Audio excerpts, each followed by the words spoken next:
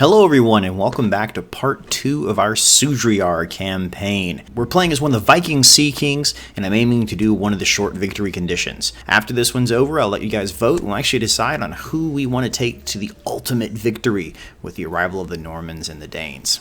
When last we left off, we had just conquered Inverness and we're starting to take over the upper highlands. Now I did have a bit of a boo-boo I noticed last time, which was our...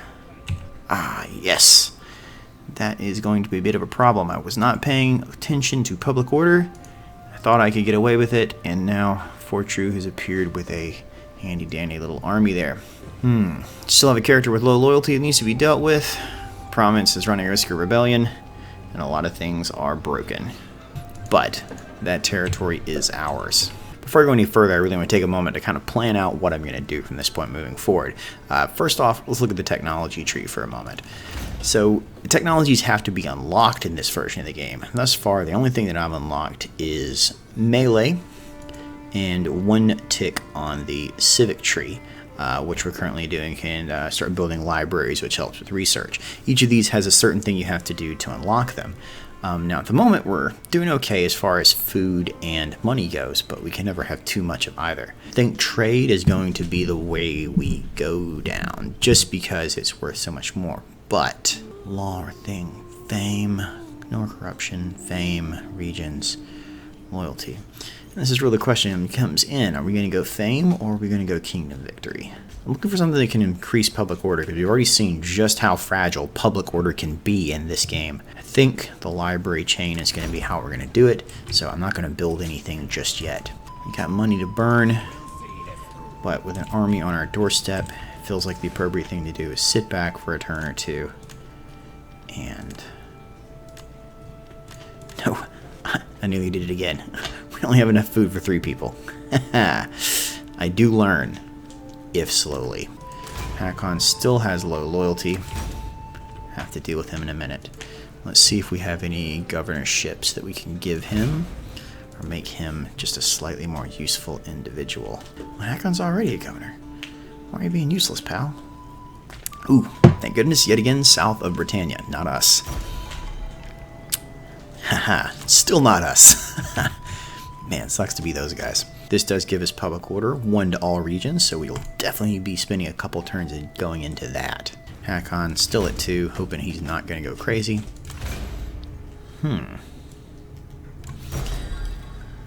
Let's get him a wife, see if that helps. Alright, diplomacy. Even less loyalty. Yeah, no, that's not going to work.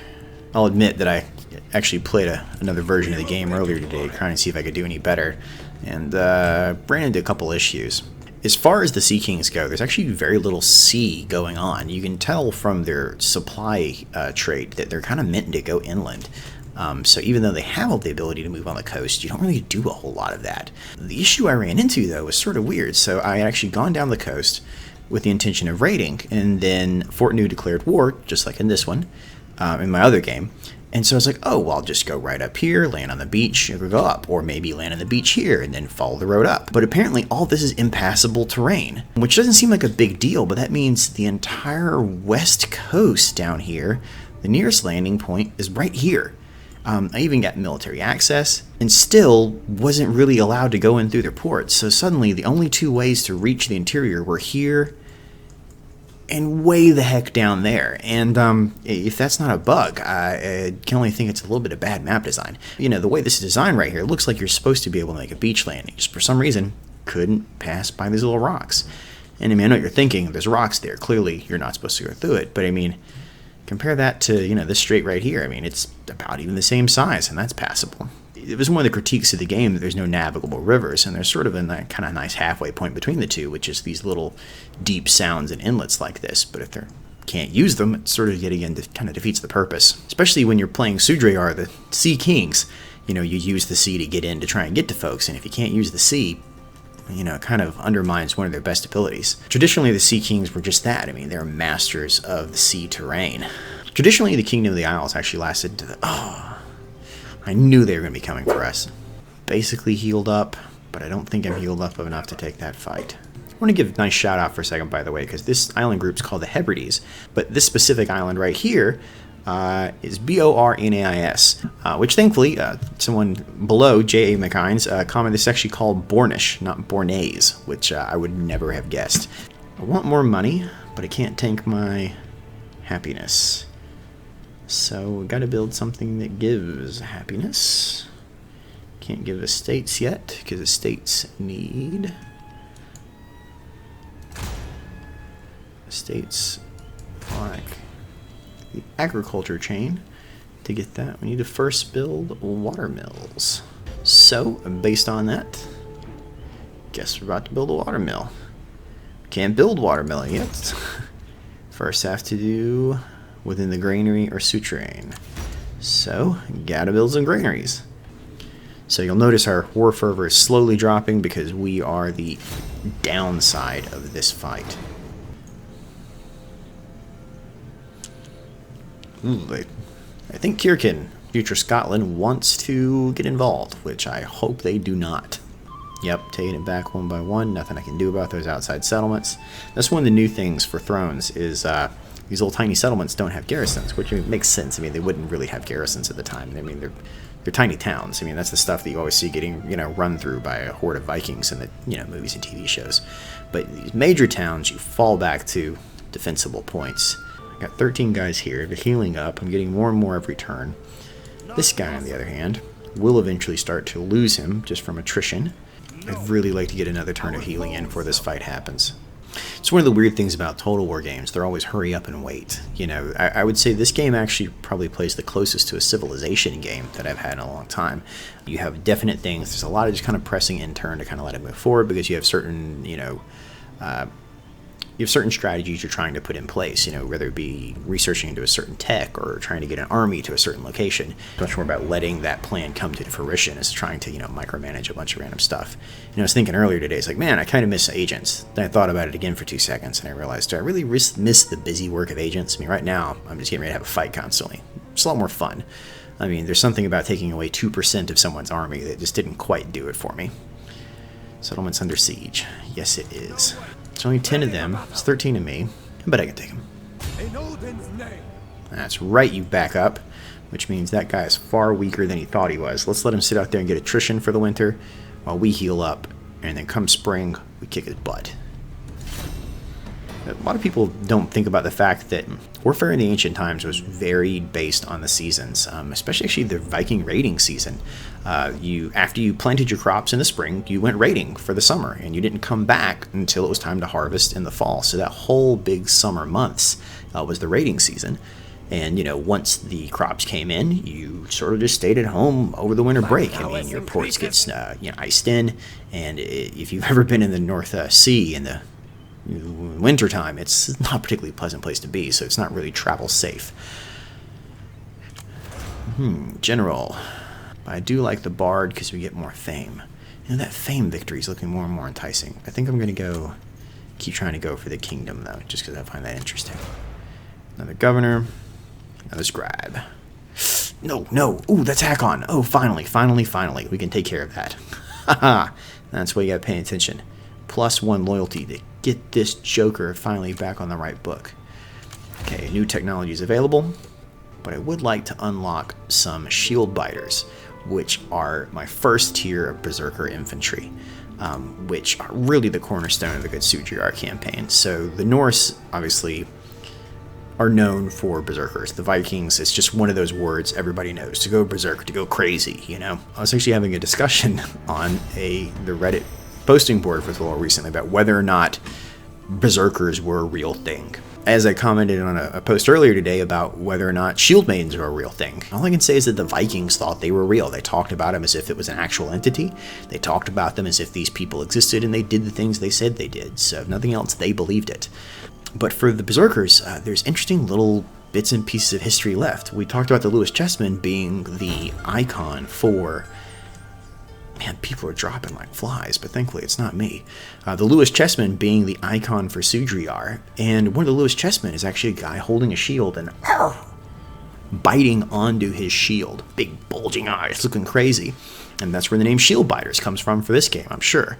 The idea is that someone is so amped up, so furious at the world, that they run in there and just do these amazing feats in battle that, they don't feel the blades as they touch them. They're in such a battle trance. Now, what caused that is up for debate. Ooh, it's a good opportunity to take Inverness. Okay. I know it's not very Viking to occupy, but I'm going to occupy right now because I just took that and I don't want to have to rebuild everything. It feels like a great way to just, cause problems for myself later. I'll take this, then we're going to swing around, go south, finish up, take that entire province. That would be awesome.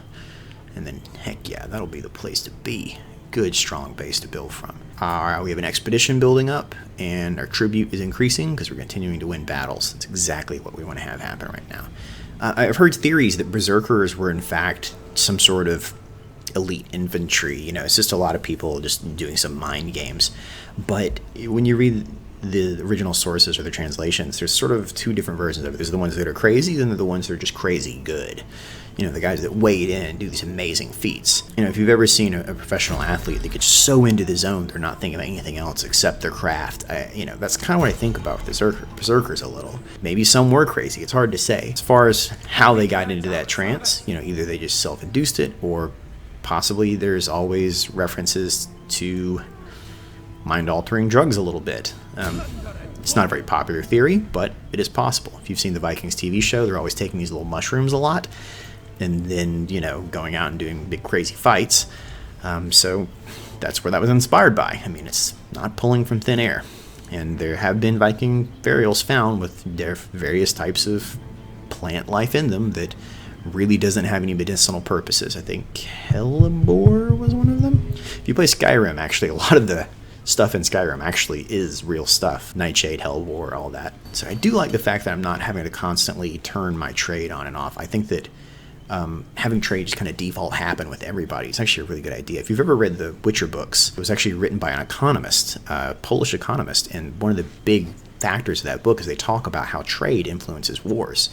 People go to war because they need something, they want something. It makes their country better, worse, whatever. If someone has less of something and wants more of it, you take it from somebody else. And they were talking about in the book anyway that, there's ongoing trade wars. Man alive, more factions destroyed. Murrain of cattle. A vile curse is wrought upon the land. Our livestock are dying from a grievous murrain. Some people believe this to be a punishment from God for wrongdoing, while others are blaming sorcery. When people think about Vikings, they don't think about settled individuals. There was a lot of consternation when they announced the Great Viking Army faction, which in fact is just a bunch of settlers in the east of England there. When you think of Sudreyar, there's actually a very specific example you can think of. Everyone knows the Battle of Hastings, and most people actually know the Battle of Stamford Bridge. Son of a beast. Circenn. Alright, Scotland wants a go of it. Traditionally, this is actually what I was about to say, is that the Orkneys and the Kingdom of the Isles were constantly raiding south into Scotland, which was applying pressure and forcing them to raid into Northumbria. It's sort of this chain effect. But when you think of the Battle of Hastings, you can also remember the Battle of Stamford Bridge. And the Battle of Stamford Bridge was a Norwegian king came over, gathered up a lot of the men of the Orkneys, and came down. So Sudreyar actually is, that big faction that comes down there full of berserkers and big warriors. Our sovereignty is deeply threatened by war with the Scottish Gaels. Yes, we are. I don't imagine for a second. Seek to end it by means necessary. Objectives, eliminate Circenn. War fervor, tribute. Okay. So, kick Scottish butt. But now we have flooding and everything's been damaged. Damn. So if you're wondering what you should think of when you think of Circenn in this period, you can think of the early Scots. Macbeth is also from this period. He, I think, came from about the year 1000. There was actually a historical Macbeth, for those of you that didn't know. Shakespeare actually wrote that stuff to appease his new Scottish king, because after Queen Elizabeth died, she appointed her nephew as the new king, and he was Scottish, and so what better way to ingratiate yourself with a new Scottish king than to write a Scottish play about the kings of Scotland. Obviously, it's not very historical. I doubt there were a bunch of witches and all the other stuff, but there was definitely a bit of a internal civil war going on right there that he played up for drama. Peace treaty with Fort New. That's cute. We're just gonna say no. Especially when I'm coming right up on their door.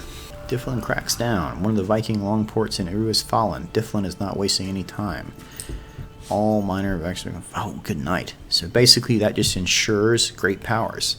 I know there's a lot of mods for like Rome 2 and Warhammer to ensure that your lesser factions your bigger factions survive all the way to the end. I guess this game sort of has it built in, actually. I'll occupy. I really want to sack, though, so here's what I'm going to do. I'm going to go into Scotland, and I'm going to have Scotland raid. Probably don't raid that because it requires a siege, and I'm going to have them pay for my internal infrastructure with Scottish money. And that's the plan. Let's assume pretty soon I'm going to have an actual battle with Circenn and start prepping for it now. Thus far, I like the way land battles play out. I mean, you have big armies making these big movements, and you have these occasional one little guys running around actually doing raiding parties, which is kind of fun.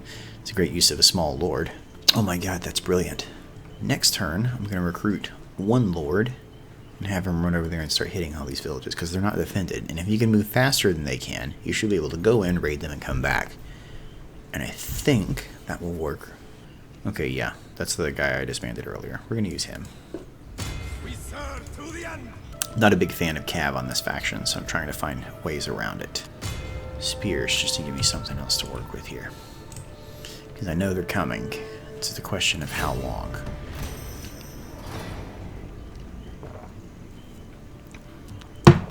That's right back up. But I knew this fight was coming. Let's do it. Ooh, and a night attack. Oh, apparently it's more effective for them if I give it a night attack, though. So let's go ahead and fight that on the field. I've always heard that if you fight on the field, you're more likely to get a better response in these games than if you use the auto-resolve. The auto-resolve will always kind of hurt you more. So in this case, they have a lot of low-tier spearmen, one crossbow guy to watch out for. Pictish crossbows. Not fun. They do fire pretty darn hard. Haha. Use that against them because I don't have any arrows. Well, if I do, I'm not going to use them very much. Your light melee infantry are useful for flanking the enemy, attacking their missile. So something to note, because talking about all these guys and their equipment and all that, is the Viking Shield. So Viking shields are not actually that heavy. They're made of something called lindenwood, lime wood, which is very, very thin. Actual Viking shields were only about 1/4 of an inch thick to 1/8 of an inch. The whole thing weighed maybe 5 pounds. They then had a piece of cowhide stretched over the top of it and then dried onto it. And it was rimmed in rawhide and then kind of sewn together. So when you think about these guys using these great big heavy things weighing 30 pounds, just instead think about what's almost a sword and buckler. If you've ever seen the 133 Ficht book, it's the oldest fighting manual in the world, and it actually has a guy with a buckler and a sword. And the whole concept is using the sword and the shield in tandem. It's dumb. Spearmen, get over there.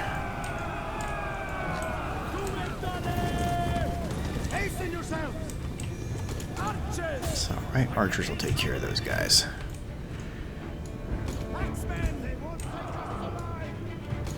I hate walking through forest.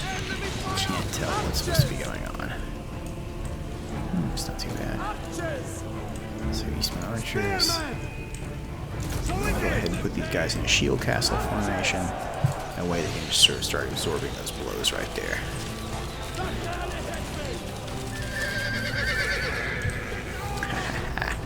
Start eating these guys up.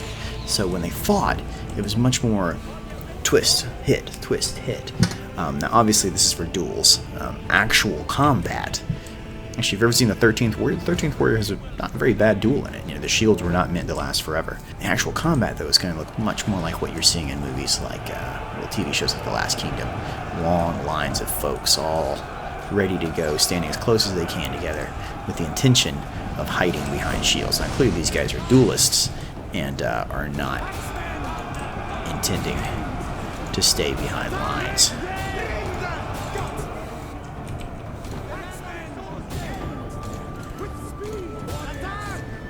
Alright, and let's swing these guys around on the double. Our courage of the men in battle begins to fail, and they rout from the fight. You must attempt to break the enemy's forces before they do the same to you. Come on, folks. Double time, double time. Plug the hole. Alright.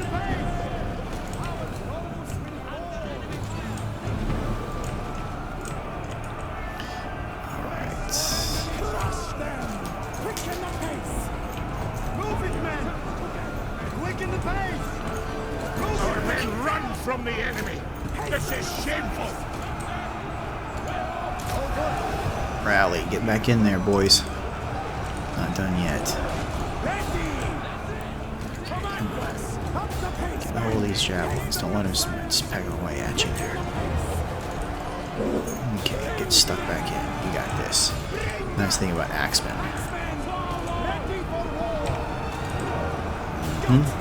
Get a lot of power on one end, roll up that line. Keep your good units on the far left, roll it up. These act as it's almost like a hammer and anvil, except you're holding here and flanking on the other side. And let's see if we can get these guys over here. Come on. Alright, we don't want to get kited. We're getting kited, it looks like. Yep. Let's with javelins. Great, so I'll just take those from the shield. In this case, it would have been nice to have some horses.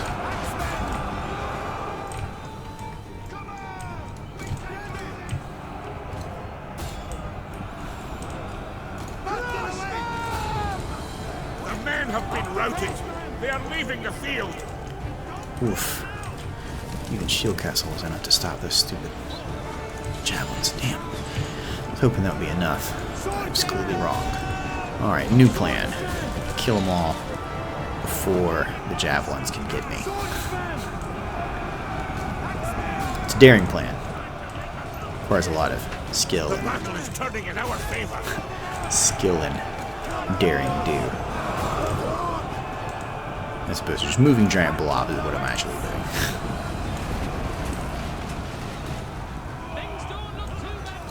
The enemy general is dead. There we go. The enemy general dead. They're going to take a big morale hit. Should all be downhill from there. Okay, come on, come on.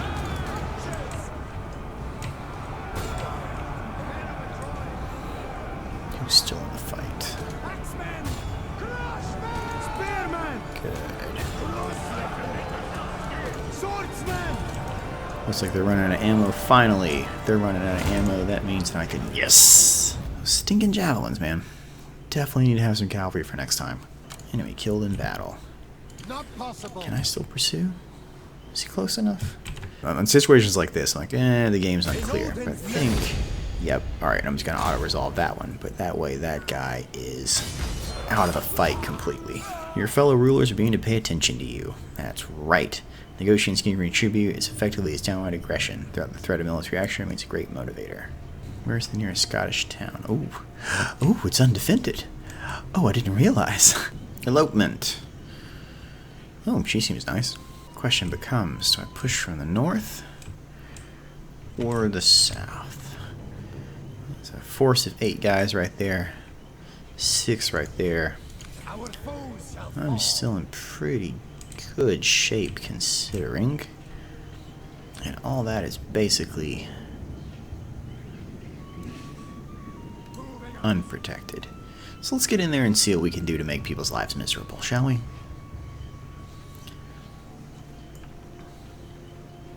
Wait, what? Where did he go that way? I apparently can't get past that because the road was there, and so the guy went the wrong way. Lame. And the question still remains. Achieve 256 fame. Control 15 ports. Control 25 ports. Achieve 532 fame.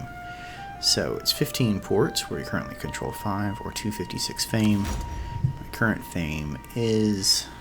No, we have barely any fame. Sounds like we're going to be taking a lot of ports, is what I just took out of that. As long as we just take up all these coastal cities, we should manage to create the short kingdom victory. You know what, I really want to have them in position. I hate to march through the winter, but sometimes you gotta do what you gotta do. Man, it takes several turns to muster all these guys up. I didn't quite realize that. Just how long it was going to take. More fervor has decreased. Means they're getting tired of being at war. Hey, someone's a lush now. Of course it's Hakon. God, that guy's a bit of an idiot. When I think of a lush, I think of someone who drinks too much, so I did not think that was going to be a positive trait. But somehow, he may actually turn out to be a useful member of my family tree. Because at the moment, Lord knows he's not. Let's see if we can marry him off to somebody again.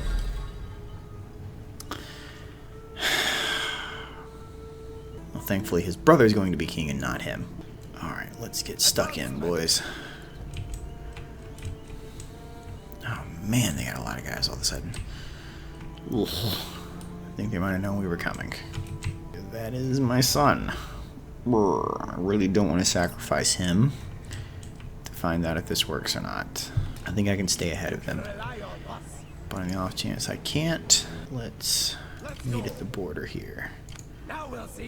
It's interesting in this game because you really don't field very many full stack armies, and he's going to do it. I freaking knew he would. Back up or fight it. If it's truly a bridge battle, I think I have him beat. If it's a bridge battle. Guess we're about to find out what our son is made of. Okay, looks like there's only one way in and one way out, and that's on the bridge. So, looks like we're about to have our own version of Stamford Bridge. Your light melee infantry are useful for flanking the enemy, attacking their missile infantry, or mounting an enveloping Traditional attack medieval 2 style Use them wisely. formation. I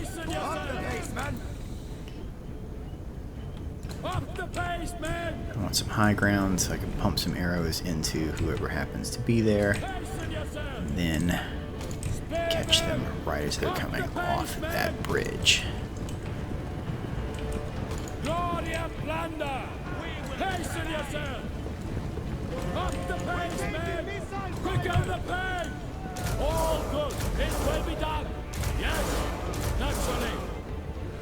I do realize that's a bit of an odd formation to take, but I'm just trying to get it so that everybody gets those additional block chances. So, missile block chances up, missile block chances up. On him, it's missile block chance as well, so we're not going to get...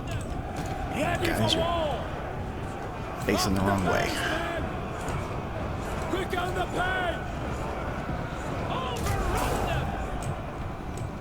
Okay. And let's turn off skirmish.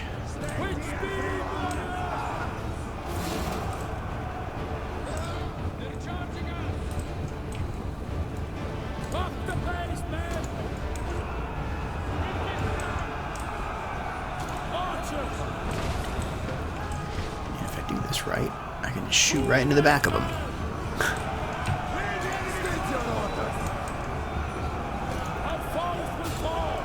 Okay, let's see if this works. Yep, their backs.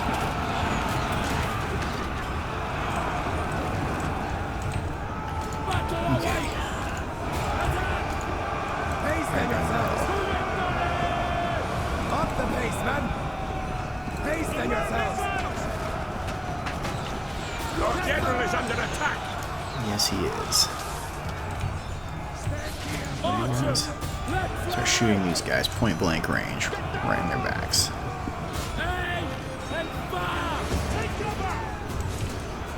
See, they flee before our might. You know, it's hard to... Good night. The terror of having to pass a bridge back in the day. The strategic possibilities of a place like that. I am so glad I stopped right there. Okay, folks.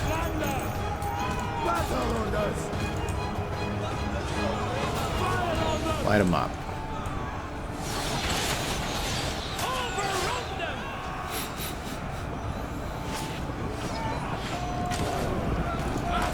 Stop them.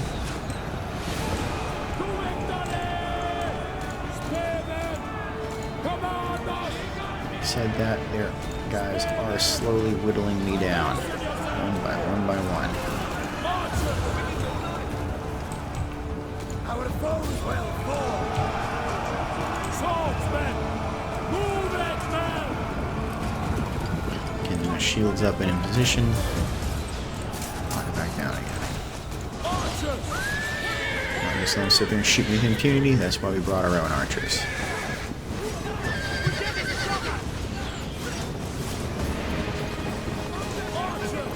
Still enough to put his general out there.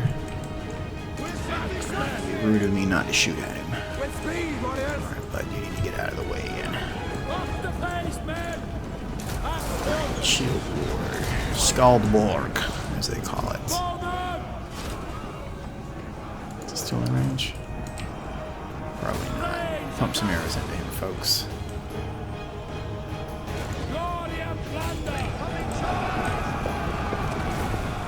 Where are you going, guys? You're not going anywhere. That's where you're going. Alright, hit the guys on the bridge with some arrows. The foe is running away! They're slaughtering us! Alright, easily winning there. Taking fire.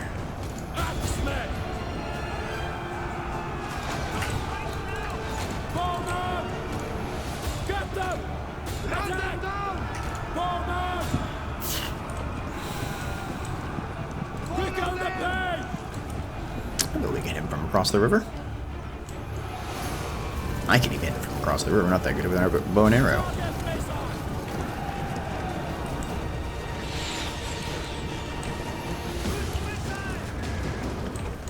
If we can just peg that guy 1 or 2 times and get him on the ground. Alright, folks. Looks like they're finally out of javelins. So they got some crossbows, though, because goodness knows through Scotland, who would they be without their crossbows?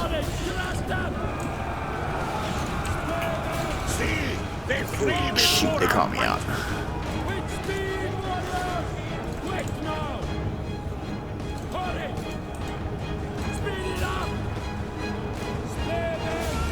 Get in there, get in there. Did not expect their cavalry to punch through that hard. You know, it's funny, even though, you know, the cavalry was not a dominant force in this period, you know, until much later. They still pack punch, you know, it's mobile, it's fast. Come on. Is that him? Oh, he's not dead? Kill that guy. Why is this guy not dead? Everybody kill this guy. There's one guy left. It's like, it's their general. Kill their general.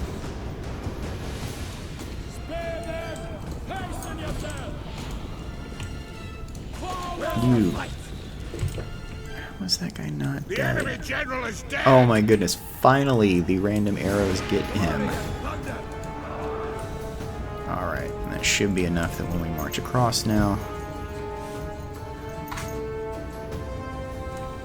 It's a good bridge defense. It's been a while since I had a good bridge defense. I always liked these in the medieval games, you know. You just get your position, hold it, and if your guys are badass enough, you will win. Which luckily, Sudreyar is full of badasses. Crossbows just melt through guys. Still need to recruit horse guys. Gotta remember that.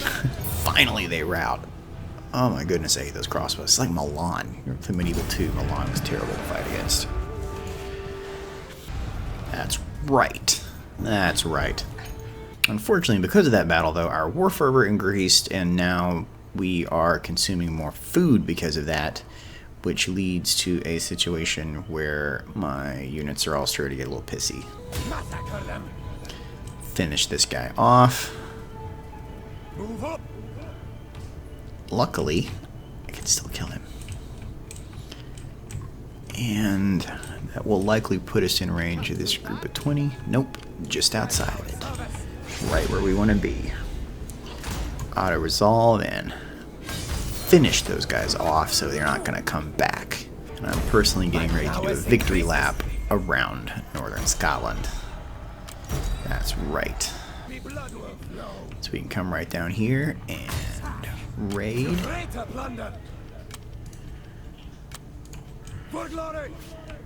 Go ahead and sack that place. Bring those two armies together. Pow. Gotta do something about those guys though. Oh, they didn't like that, did they? Sorry, buddy, we got more where that comes from. Just back up to our bridge and do it again. If you want to cross under... Oh, forgot about that guy down in the south. I'm sure he probably just took our minor settlement and sacked it. They're about to do a pincher maneuver on me. Oh, that's good AI. Raid the following regions. Ross Cuisine? That's probably not right. Golly. Bad luck on the windstorms. Alright, you want me to raid there? Yep. Abe took that back. I knew they would. Okay. Is it possible for me to go down through here? Nope, it's not. It's all mountain passes. What are my options? If I back up, I'm just gonna get run into by those guys. Let's get in my own territory. Assume the fight's gonna come to me. Definitely don't want to fight these guys and these guys at the same time. Let's push back on that bridge again. I think the Scots would know better than to do bridge battles. If you don't get that joke, look up the Battle of Stirling Bridge. It's in the movie Braveheart, except wildly inaccurate.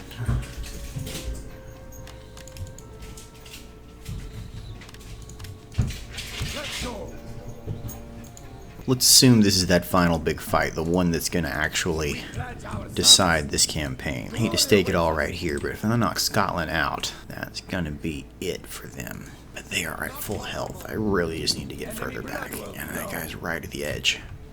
Your army will be joined by reinforcements in battle should you decide to fight. Now, even just right here, it's got us winning. Let's finish it up on a high note. I know they have to come to me, so let's find ourselves a nice spot where they can only do so much damage with their tactics. Right now we know they're going to have archer superiority. Hey, there's that bridge from the previous battle. That's really cool. You can actually see it. The maps actually just connect together. It's literally just slightly up the hill from the previous battle. That's actually really cool. It's even that same stupid group of trees I was fighting them before. That's really cool. It's actually just one giant landscape.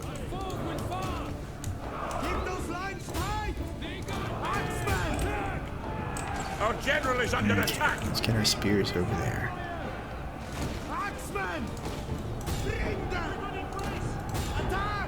Folks, they're not content puttering at us. Let's get up and get in.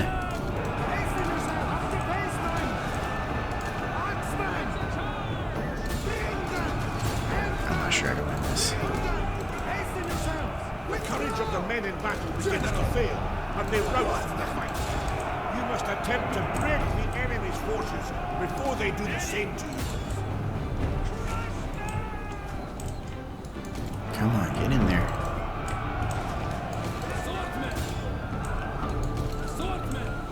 Our men have rallied. With speed, warriors! Fire the missile! With speed, warriors!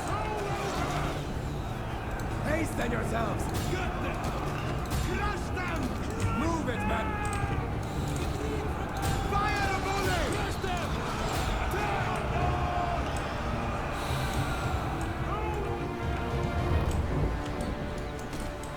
Hate running people all the way. You know they're going to be exhausted by the time they get there. We just don't have a choice.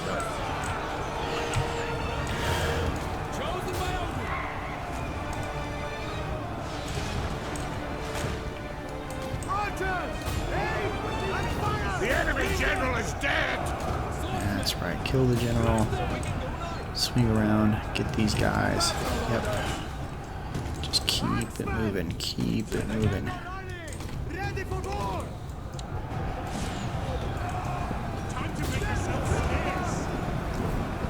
They brought enough archers, didn't they? The battle is turning in our favor. Bring them! Quicken the pace!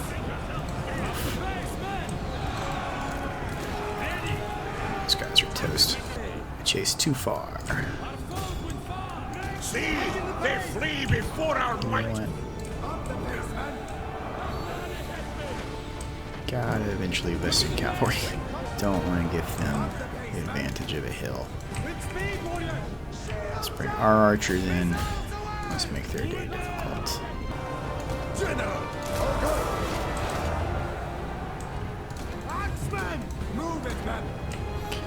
Alright, that's the end of them. And that's everybody. And that's Scotland's last big army. From there, they're wide open to be reclaimed by Sudreyar. And that was the major, big hurdle to end in the War of Scotland. Close victory.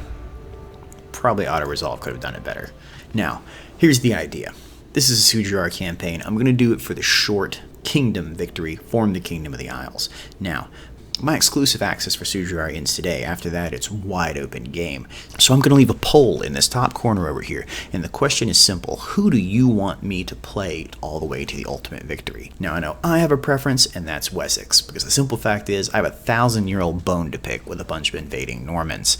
But I leave the question to you. Who would you actually prefer to see me play? But tune in later for another episode where we finish out taking the Highlands with myself and Orkney allied together and claim the Kingdom of the Isles. And as always, for everyone that takes the time to comment below or just tune into my channel, thanks for watching.